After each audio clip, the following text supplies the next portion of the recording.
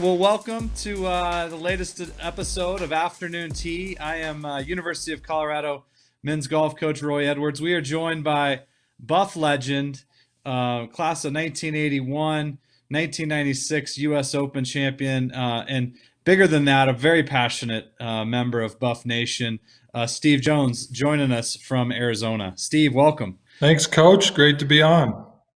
Yeah, absolutely. So, one of the things that I think is interesting and really cool for us is the many times that you have come out to when we're at practice in Arizona or we have a tournament.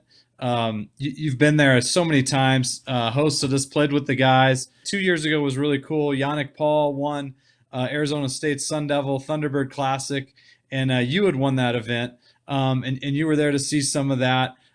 Talk to us a little bit about what it means and what you're thinking about when you come out to see us. And please know how awesome it is for us.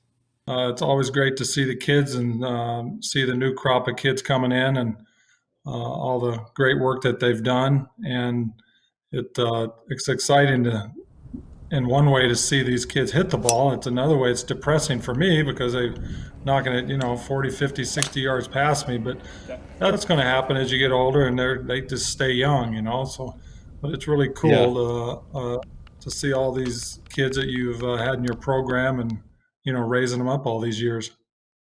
Well, that's cool. It was funny. We were playing one time at Whirlwind, and you talking about how you hit it, it makes me laugh because you're hitting it behind the guys the whole time, and our guys were in the van on the way to the airport afterwards. They added it up, and not one guy on the whole team beat you that day. So hopefully that makes you feel a little bit better. Um, you were a part. You had some great teams and some great players here.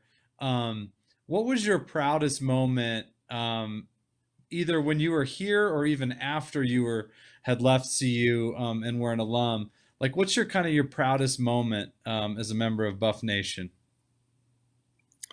Well, for me, I was actually Mark Simpson's first, I guess, major recruit, and they figured out a way to give me a full ride back then. Obviously, it wasn't as much as it is now, but for me, it was a lot, and it helped my parents out a lot, and I stuck with it for 4 years. And Coach Simpson was just an incredible guy, and just somebody I looked up to, even though there was times we butted heads. Uh-huh. But he handled it well. He was learning too as a coach, and I was learning as a college player, and we became great friends and stayed friends all the way up until he died. Yeah, well, he's a wonderful guy, and it's somebody I think about every day, and a lot of that's because of the passion that so many have that he instilled in so many about Colorado. That's cool to hear that. Um, one of the things I think that a lot of people don't totally realize is among your 8 PGA Tour victories was a lot of time with multitude of injuries, and a lot of time on the shelf, a lot of reflection, a lot of physical therapy, rehabilitation. A lot of golfers for the very first time, and almost everybody at some level is kind of given a de facto injury by a lot of what's going on in the world. What advice do you have to players as maybe they're sitting at home, what they can do mentally, how they can prepare, and how they can get better during this indefinite period of time that we're being spent mostly away from the golf course? Yeah, well, I was taught by my dad, no matter how much uh, time you have off, every little bit of work you do in that time off will help you in the long run.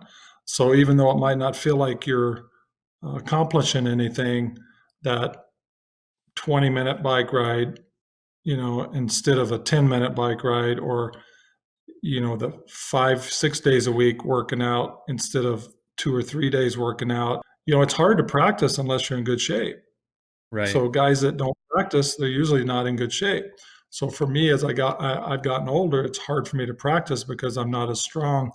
But if I could maintain some amount of physical fitness where I was, could gain strength even at 61 years old, it's going to help you in the long run.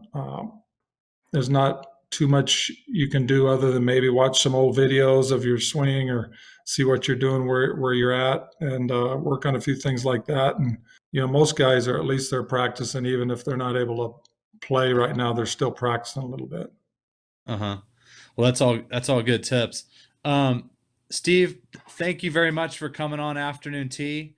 It's great to catch up a little bit. We look forward to getting back down to Phoenix and seeing you. And good luck with all the projects you got going on. Go Buffs. Yeah, I appreciate it. Go Buffs.